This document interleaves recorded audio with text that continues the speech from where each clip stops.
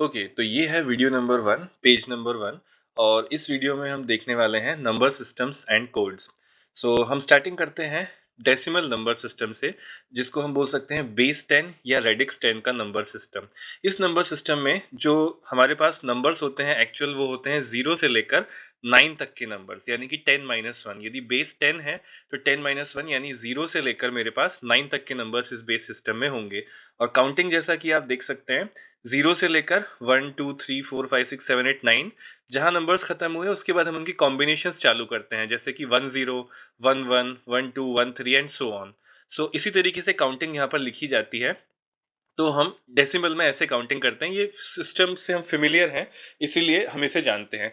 यही हम देखते हैं कि ये बेस 7 में कैसे हो सकता है, क्योंकि हमारे पास बेस 7 है, इसलिए यहाँ पर जो नंबर्स होंगे मेरे पास वो 0 से लेके 7-1 यानी कि 6 तक होंगे। तो यहाँ पर आप देखते हैं जो काउंटिंग होगी वो 0 से स्टार्ट हो रही है और 6 तक जा रही है। तो ये 6 तक स्टार्ट होने वाली काउंटिंग 0 से 6 तक जाने के बाद हम इसके कॉम्बिनेशंस बनाने चालू करेंगे। तो 6 के बाद 7 नहीं आएगा, क्योंकि 7 इसमें एक वैलिड नंबर नहीं है। 7 वैलिड नंबर नहीं है, इस वजह से 0 से 6 के बाद हम 1 0 1 1 1 2 1 3 1 4 1 5 और 1 6 दोबारा लिखेंगे। फिर उसके बाद 1 6 के बाद 1 7 नहीं आ सकता, क्योंकि 7 अगेन एक वैलिड नंबर नहीं है। तो 2 0 2 1 2 2 2 3 एंड सो ऑन।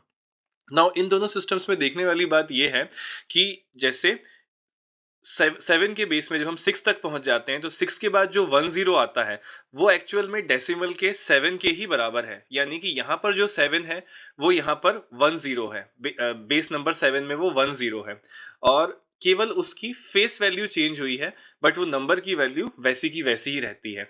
एक एग्जाम्पल हम लेते हैं, ये वाले एग्जाम्पल को देखते हैं। What is 11 to the base of 10 in base 7, यानी कि 11 10 के बेस में। ये मैंने यहाँ पर एनसर्कल कर रखा है इसे, जो कि 11 नंबर है 10 के बेस में, वो कितना बनता है 7 के बेस में। तो इसमें जैसे हमने यहाँ पर काउंटिंग की है 10 के बेस में 0 1 2 3 4 5 6 7 8 9, उसके बाद 10 और 11। सो इस तरीके से हम यहाँ पर काउंटिंग करते हैं। तो वही काउंटिंग यदि हम यहाँ पर दोहराते हैं तो 0 1 2 3 4 5 6 तक पहुंचने के बाद 10 हमारा 7 बन जाता है, फिर 11 हमारा 8 बन जाता है। इसी तरीके से 12 9 देन 13 एंड देन 14 हमारा बन जाता है 11। तो 6 7 8 9 10 11। सो ये जो 14 है ये 11 के बराबर है, यानी कि डेसिमल में जो हमारे पास 11 था वो यहाँ पर हमारे पास बेस 7 में 14 दिखाई देता है।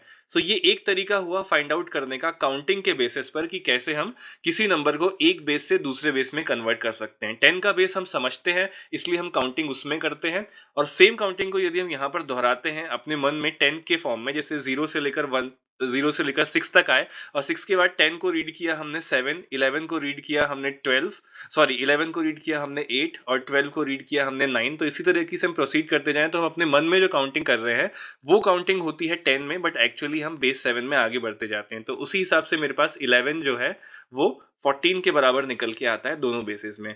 नाउ इसमें केवल इनकी फेस वैल्यूज चेंज हुई हैं, जैसे कि आप देख सकते हैं यहाँ पे मैंने लिखा भी हुआ है 11 जो 10 के बेस में है वो 14 7 के बेस में है। सो दोनों में केवल फेस वैल्यू का अंतर है, इनकी जो एक्चुअल वैल्यू है नंबर की वो 11 ही है। मींस वो बेस 10 में अगर हम समझें तो 14 टू दी बेस ऑफ 7 एक 11 ही नंबर है। तो ये यहाँ पर इंपॉर्टेंट बात है इस एग्जांपल के थ्रू देखने वाली, कि चाहे हम नंबर का बेस चेंज कर दें लेकिन उस नंबर की वैल्यू वही रहती है।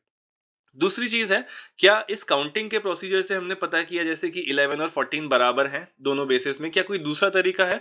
तो हाँ, इसका दूसरा तरीका भी है। जैसे 11 टू द बेस ऑफ 10 यहाँ पर लिखा हुआ है, उसमें मुझे पता करना है कि वो 7 के बेस में क्या होगा, लेकिन मुझे ये जो प्रोसीजर मैंने ऊपर अप्लाई किया था ये काउंटिंग वाला, वो अप्लाई नहीं करना है। सो वो कैसे करेंगे? उसके लिए मैंने यहाँ पर लिखा 11 और इसको मैं 7 से कंसिक्यूटिवली बार बार डिवाइड करते गया। सो यहाँ पर 7 1 जा 7 और रिमाइंडर मेरे पास बचता है 4। 7 2 जा 14 हो जाएगा, इसीलिए मैं इसको डिवाइड नहीं कर सकता। सो 7 1 जा 7, रिमाइंडर मेरे पास 4 बचता है। इसके बाद 7 0 जा 0 और 1 मेरे पास रिमाइंडर बच जाता है। तो रिमाइंडर्स को मैं इस साइड पे लिख लेता हूँ और ये जो इसके साथ क्वेश्चंस जो मेरे पास आते हैं वो डिवाइड करके यहाँ पर लिखे हुए हैं। तो ये प्रोसेस हुआ इसको डिवाइड करके रिमाइंडर्स लिखने का। और रिमाइंडर को मैं उल्टे ऑर्डर में कलेक्ट कर लेता हूँ। ये एरो जो मैंने यहाँ पर बनाया हुआ है ये दिखा रहा है कि ये उल्टा ऑर्डर है। उल्टे ऑर्डर में कनेक्ट करते ही मेरे पास ये आ जाता है कि 1 4। So 1 4 to the base of 7 is equal to 11 to the base of 10। तो आप देखेंगे यही रिजल्ट हमारा पहले भी था और यही रिजल्ट अभी भी निकल कर आया। लेकिन हमने आज यहाँ पर दो तरीके देख लिए हैं जिनसे कि हम ये काम एकम्प्लिश कर सकते हैं। यानी कि या तो आप काउंटिंग के थ्रू देखें या फिर आप इस प्रोसीजर के थ्रू देखें। तो नंबर क्या हमेशा इसी फॉर्मेट में होते हैं 11 या कोई भी नंबर हमेशा इंटीजर ही होगा, ऐसा ज़रूरी नहीं है, आपके पास डेसिमल नंबर्स भी हो सकते हैं। इसलिए ये जो प्रोसीजर हमने यहाँ पर डिस्कस किया है सेकंड वाले एग्जांपल में, ये प्रोसीजर केवल वैलिड है उन नंबर्स के लिए जिनके बाद डेसिमल पॉइंट के बाद ज़ीरोज़ हैं। सो उसके लिए ये प्रोसीजर वैलिड है। दूसरे के लिए जो काम हमें करना है वो हम नेक्स्ट एग्जांपल में या नेक्स्ट वीडियो में देखेंगे, सेकंड वीडियो में। सो यहाँ पर मैंने लिख भी दिया है कि is the same procedure applicable to numbers with decimal points. So इसका आंसर है नो। तो क्या प्रोसीजर एप्लीकेबल होगा वो हम देखेंगे सेकंड वाले वीडियो में। So this is it for today's